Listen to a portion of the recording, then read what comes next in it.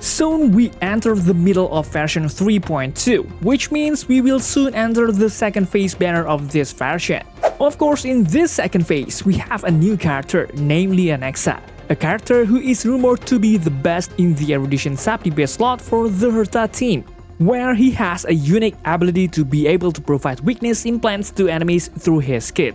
Not only able to provide one weakness, he can implant up to 7 different weaknesses to all enemies. Very cool, right?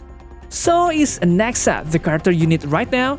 Without further ado, I'm Hoyo Station and we will discuss more about the ultimate guide from Anaxa version 3.2. Let's do this. Before we continue the video, I want to tell you some super important information that you should know, guys. It's about Top Up Life. Top Up Life is a trusted top-up service offering a variety of your favorite top games such as Genshin Impact, Honkai Star Rail, and Zenless Zone Zero.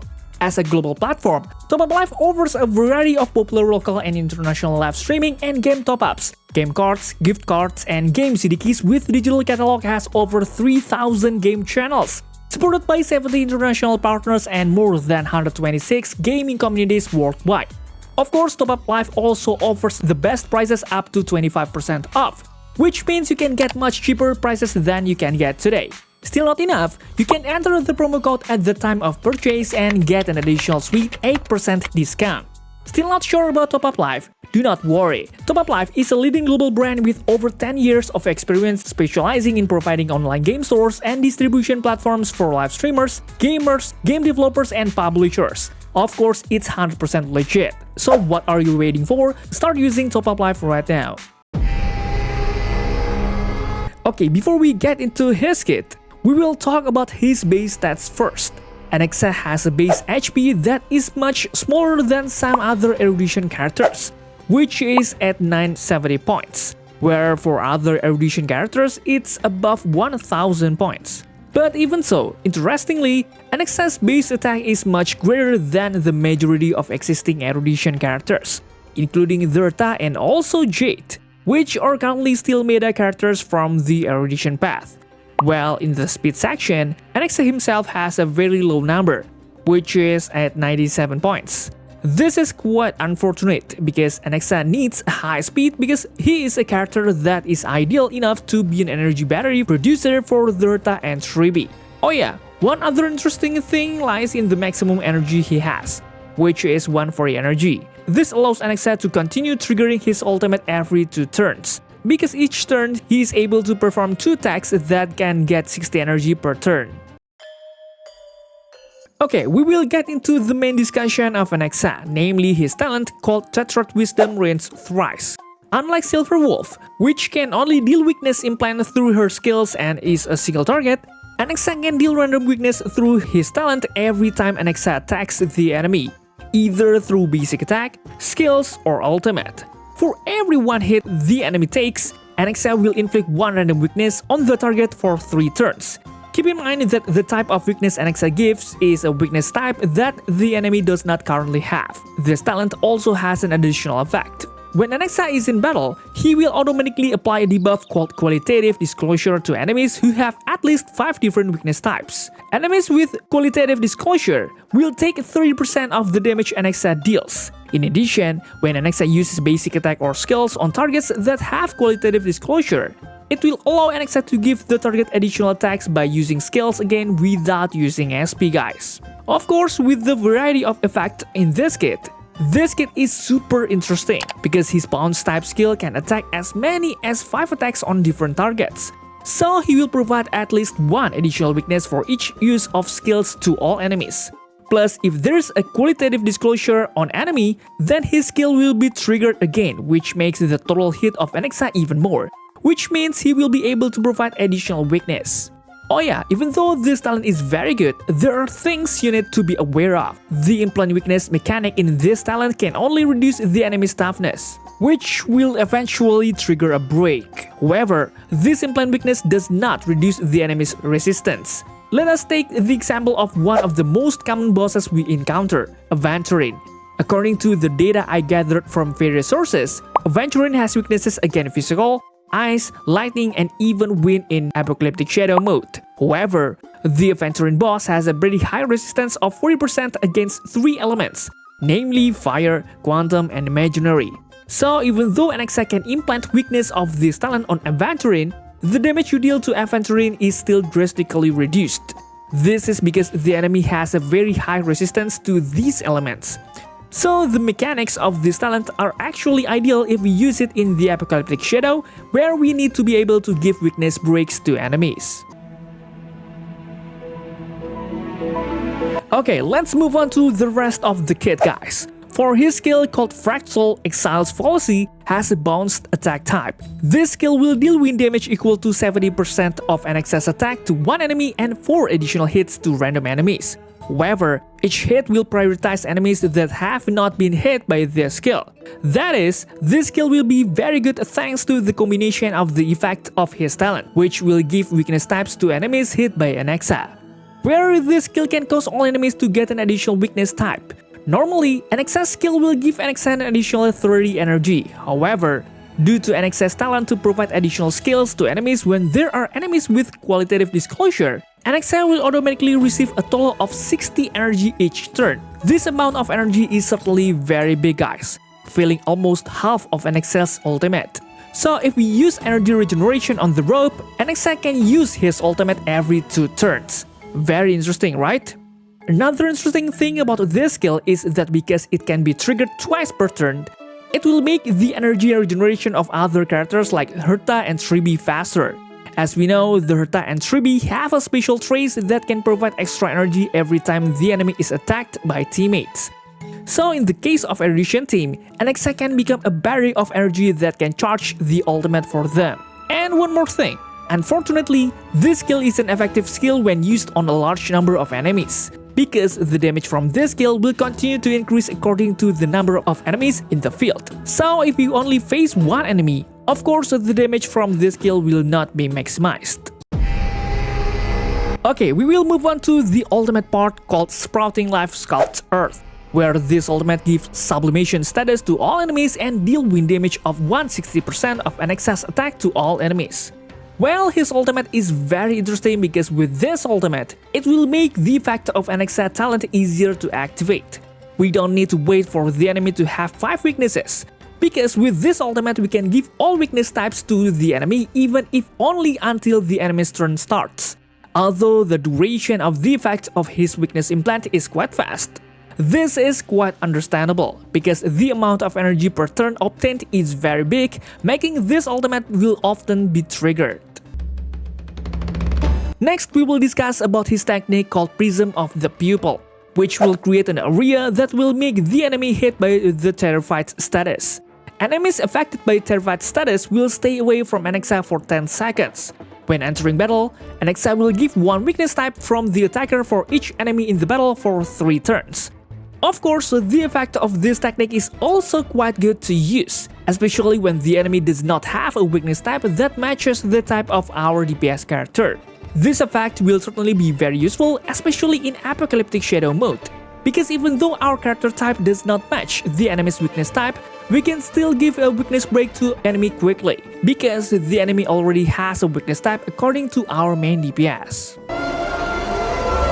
Okay, now we will discuss Anaxa's traces. For minor traces, it will provide an additional 22.4% wind damage boost, 12% critical rate boost, and 10% HP boost. In general, these 3 stats are good for Anaxa, which can be used as a DPS or sub-DPS. But in my personal opinion, I don't like the extra HP he gets, because according to my personal opinion, Anaxa needs to get additional speed through minor trace, because he has an important energy battery position but does not have high speed compared to other characters. What do you think? Then for his first trace called Qualitative Shift. With 1 effect for each different weakness type the enemy has, Anaxa's damage will ignore 4% of the enemy's defense up to a maximum of 7 weakness types. This trace will provide defense ignore up to 28% at its maximum setting, which will make the damage from Anaxa even bigger, guys.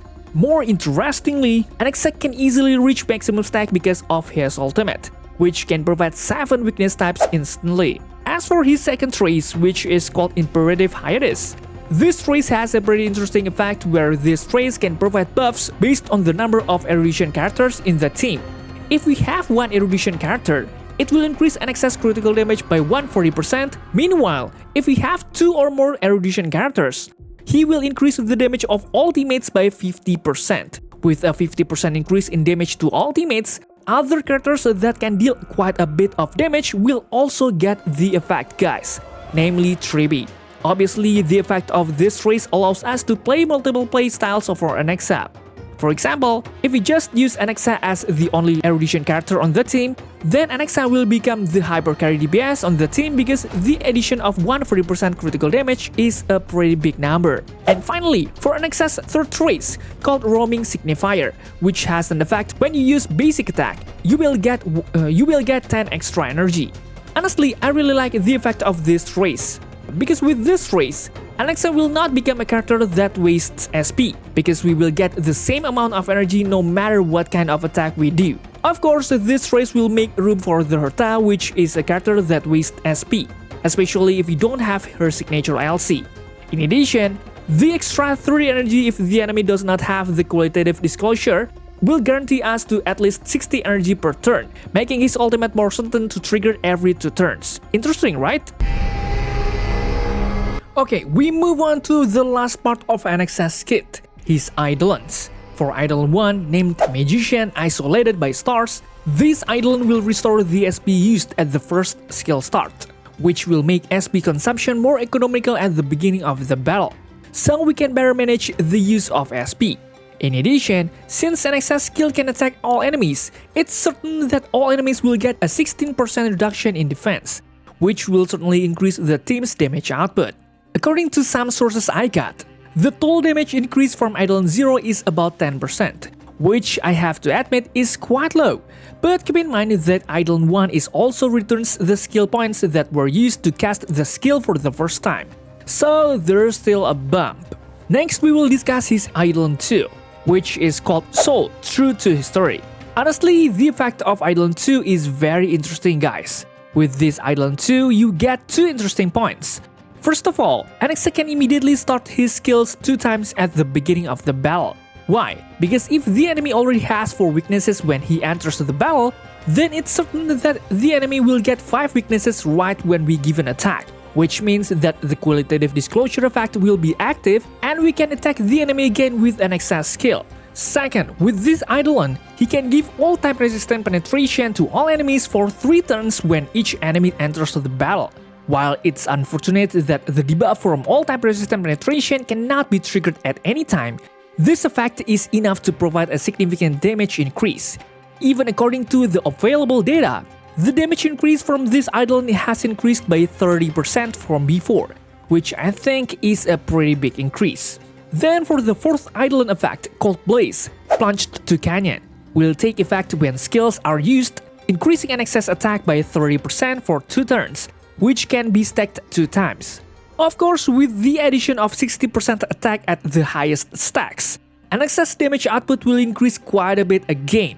The increase can be up to about 70% of her Eidolon 0, but because this is the addition of attack, the value will be slightly reduced when using Boots attack percentage or Robin, because the number of additional attack percentage that is too much will make the increased damage less. Finally, the sixth Eidolon, called Everything is in Everything, will increase the effect of damage caused by Anaxa to 130% of the original damage. In addition, 2 effects from the imperative hiatus trace will be triggered directly and no longer depend on the number of erudition characters on the team. This effect allows Anaxa to benefit from both effects of the imperative hiatus trace at once. As a hypercarry DPS, Anaxa will receive a 50% increase in damage, and this effect will apply to all his teammates. And as a sub DPS, Anaxa will also receive an additional 140% critical damage. The increase from his Eidolon 0 is about 177% and the increase from his previous Eidolon is about 50%. This number is quite big, even Anaxa can deal a lot of damage compared to the previous Eidolon. Next, we will move on to Anaxa's signature lightcon named Life Should Be Cast to Flames. Of course, this lightcon is very suitable for Anaxa. It can provide energy that will guarantee Anaxa can launch the ultimate in 2 turns. Because by using this lightcon, Anaxa will be able to produce 70 energy every turn. In addition, this lightcon will provide a considerable increase in damage at 60%. and also reduce enemies' defense by 12%. According to me personally, although this lightcon is suitable for Anaxa, this lightcon effect cannot be used by many characters other than Anaxa himself, because the increased damage will be active if the user provides a weakness type implant, which for now only Anaxa is a character with the erudition path that can provide weakness implants. This lightcon does offer considerable damage, but only focuses on Anaxa alone, which does not increase the overall damage of teammates in general, except for the defense reduction effect. Okay, as usual, we will move on to discuss the build of Anaxa himself. For his own relic, Anaxa has many relic sets that can be used for him. For the main and best relic, we can use 4 eagle sets that can deal 10% wind damage and 25% action advance after the user launches the ultimate. As we discussed earlier, Anaxa has a kit that allows him to be able to cast ultimate in at least 2 turns. So with this relic, Anaxa will often get preliminary actions which will greatly make up for his lack of slow speed. In addition to the eagle set, he can also use a relic called Scholar Lost in Erudition, because it will provide a critical rate of 8% and an increase in skill damage from the ultimate by 20% and an additional skill damage of 25% after using the ultimate. The effect of this relic is also quite good to use because Anaxa can launch his skills to a maximum of up to 2 times each turn. As for the best planner ornament set, you can use Rutilon Arena, which will increase the user's critical rate by 8%, and skill and basic attack damage by 20% if the user has a critical rate of 70%. As for the alternative planner ornament, you can use Izumo Jensei and Sakama Divine Realm, which will increase 12% attack and 12% critical rate if there are teammates with the same path, if you intend to pair Anaxa with the HERTA on the same team. 4 status recommendations that you can use for Anaxa are as follow, guys. Then how is the lightcon suitable for Anaxa?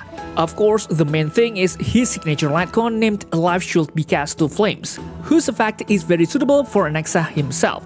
If you don't intend to take his signature lightcon, you can use the free lightcon from the effect at the beginning of version 3.2, called the Great Cosmic Enterprise, which will increase the user's attack and user's damage every one different weakness type in the enemy. At its maximum stack, this lightcon will provide an attack increase of 56%, and also an increase in damage of up to 28%. Of course, this effect will often be active because Anaxa will often trigger the ultimate. Although the effect of this lightcon is inconsistent, it's the best choice for free-to-play players. Well, in this last part, I will discuss a little about characters that are suitable for pairing and can help maximize Anaxa's kit. As you know, Anaxa is an erudition character that can provide more value to other members of the team, such as giving debuffs, giving weakness types to enemies, and can also provide additional energy to certain characters. The first character that is very suitable to be paired with Anaxa is none other than the HERTA. The HERTA is a character with the main DPS role who can attack in an area and deal great damage through her enhanced skill, and has a kit that requires her to play with one more erudition character to be able to maximize her kit. Of course, this is coincidentally the same as Anaxa's kit, which will provide benefits in the form of increased damage to a team if there are more erudition characters besides him, which makes these 2 characters very suitable if put into one team. It would be lacking if we didn't add Tribi to this list. As I have previously informed, Anaxa can attack the enemy twice through his talent, which of course make the addition of energy to Tribi significant, which is 15 energy per turn, guys. Plus, Anaxa is a character who can trigger his ultimate very easily, which makes Tribi's talent easy to trigger. So it's clear that these 2 characters are very good when paired. For the next character that will be very suitable if paired with Anaxa is Jade. Due to Jade's area attack and also that collector effect that can be given to Anaxa, which will attack all enemies in addition to her skills that can attack in an area. Her ultimate can also attack all enemies, which allows Jade to launch her follow-up attack called Fang of Flare Flying, with a very high frequency. On the other hand, Anaxa, who is a character who tends to be SP negative, makes Jade more suitable to be paired with Anaxa as a character who can balance the use of SP. The last character is Himeko. Yes, as you know, Himeko herself is now widely used in the Super Break team as the main team because Himeko's talent, called Victory Rush, will be active if the enemy is hit by a weakness break up to 3 times. Well, Anaxa, who can provide implant weakness, will make all enemies have fire weakness, which will make the enemy quickly enter into weakness break status, where this will make Himeko easier to use her follow-up attack. Okay guys, maybe that's all for this video. What do you think about Anaxa? If there's anything you want to ask, please type in the comments down below and don't forget to check out my other videos because they are no less cool. Thanks for watching, stay safe, stay healthy, and see you in the next video.